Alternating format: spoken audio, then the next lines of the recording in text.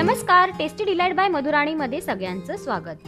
ज्यांना अंडी खायला खूप आवडतात, खास त्यांच्यासाठी झटपट होणारी आणि कोणीही कधी सहजरित्या बनवू शकेल त्याचप्रमाणे ही रेसिपी तुम्ही सकाळची न्याहारी तसंच दुपारच्या आणि रात्रीच्या जेवणामध्ये सुद्धा बनवू शकता।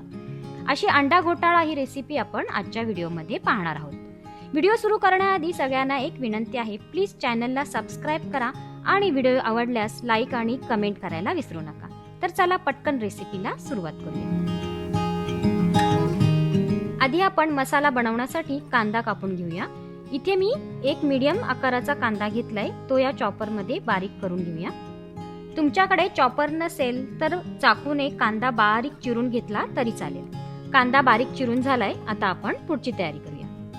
पॅन गरम झालंय, त्यात एक मोठा चमचा तेल घालूया।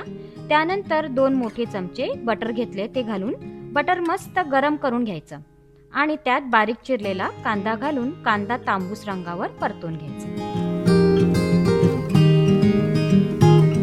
कांदा परतवून झाला की मी इथे 2 मोठे चमचे लसूण बारीक चिरून घेतलंय, ते घालून या लसणाचा कच्चेपणा जाईपर्यंत चांगलं परतवून घ्यायचं।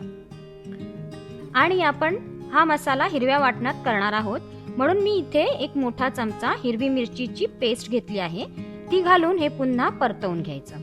त्याच्यातच थोडीशी कोथिंबीर घालूया। त्याचप्रमाणे त्याच्यातच थोडीशी हळद टाकणार आहोत।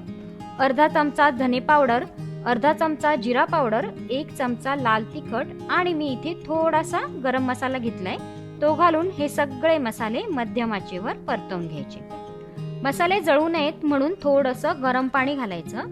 मसाले परतवून झाले की त्याच्यात थोडीशी काळी मिरी घालायची। तुम्ही काळी मिरी खलबत्त्यात कुटून घेतली तरी चालेल। आपण त्यानंतर मी इथे 2 अंडी उकडून घेतली आहेत, ती अशी खिसणीच्या साहाय्याने खिसून या बनवलेल्या मसाल्यात घालायची। आणि अंडी खिसताना मोठ्या आकाराच्या खिसणीनेच खिसून घ्या, कारण अंड्याचे थोडे मोठे मोठे तुकडे मसाल्यात छान लागतात आणि दिसतानाही खूप छान दिसतात, म्हणून मोठे छिद्र असलेलीच खिसणीचा वापर करा। हे सगळं मिसळून घ्यायचं आणि त्याच्यातच थोडंसं गरम पाणी घालून हे सगळं परतवून 2 ते 3 मिनिटं शिजवून घ्यायचं। 2 ते 3 मिनिटं शिजवून झाल्यावर त्याच्यातच चवीपुरतं मीठ आणि कोथिंबीर घालून पुन्हा 2 ते 3 मिनिटं शिजवून घेऊया। तुम्ही पाहू शकता आपला अंडा घोटाळा बनवून तयार आहे।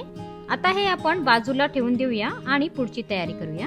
एक पॅन गरम करून घेतलंय, त्यात 1 चमचा तेल घालूया। त्यात 1 अंड असं फोडून घालायचं। अंड्याचा पिवळा भाग संपूर्ण अख्खा राहिला पाहिजे आणि पांढरा भाग मस्त कुरकुरीत झाला पाहिजे इतपत शिजून घ्यायचं। त्यावर थोडंसं लाल तिखट, थोडंसं मीठ आणि थोडीशी काळी मिरी पावडर घालून तळून घ्यायचं।